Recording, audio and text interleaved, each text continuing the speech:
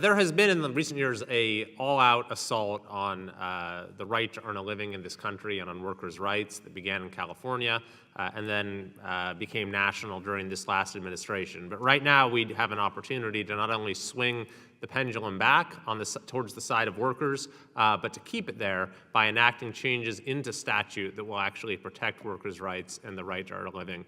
I was in California when AB 5 passed. It is probably the single most anti-worker law in modern American history.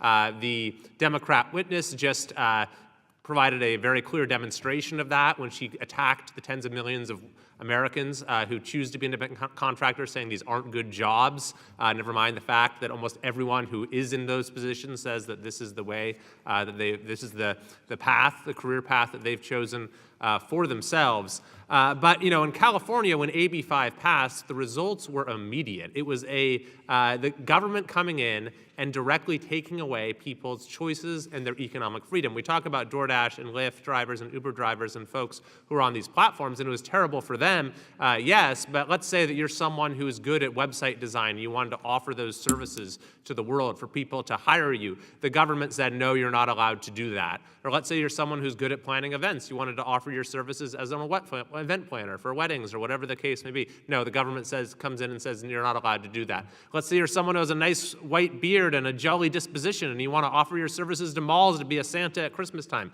The government comes in and says you're not allowed to do that, not to mention truckers and realtors and hundreds of other professions. So not only is it an assault on economic freedom, though, we've seen that this law is both politically and economically poisonous.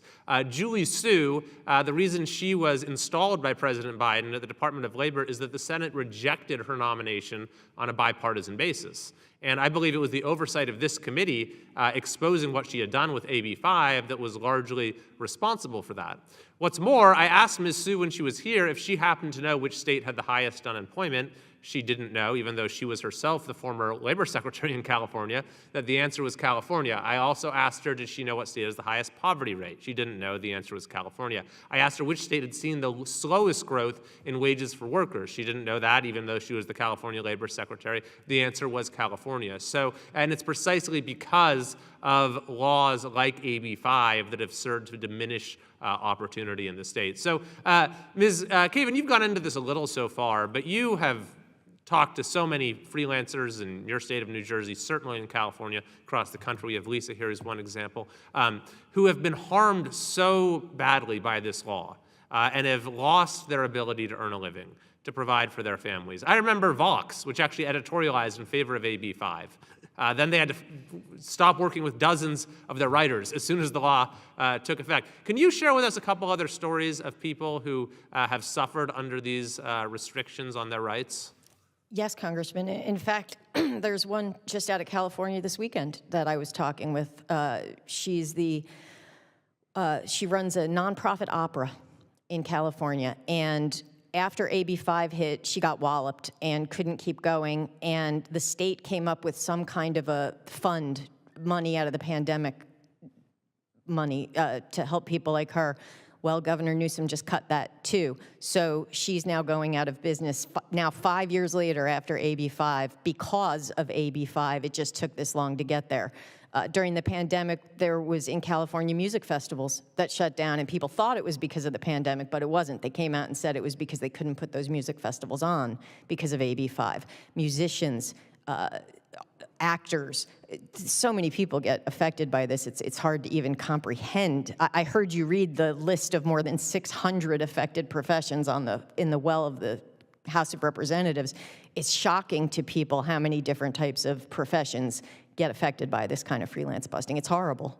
Yeah, and one of the interesting things about AB 5 is that even its own authors had to acknowledge how truly idiotic the law was by coming back and adding 100 different exemptions. So it's interesting, we hear from the other side, oh no, this is all about protecting workers, so why did you then go in and remove those supposed protections from 100 different professions? What do you make of the fact that the law had to be so amply amended?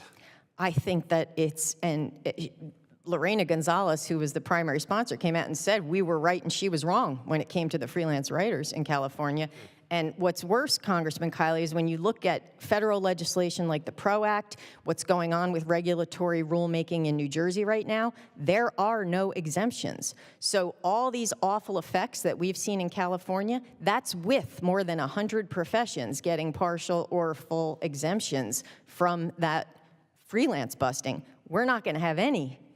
We're all going to get hit. This is going to be horrific if this keeps going on, and we really, really need Congress to pass the Modern Worker Empowerment Act to actually protect us. I couldn't agree more, although I'm slightly biased as the author of that measure. But thank you for your tremendous leadership of the freelancer community and for fighting for workers' rights. Thanks to our friends from Markadis for showing us what we all knew, but now have the empirical evidence for of how harmful this law is. And let's pass the Modern Worker Empowerment Act and the Modern Worker Security Act. I yield back.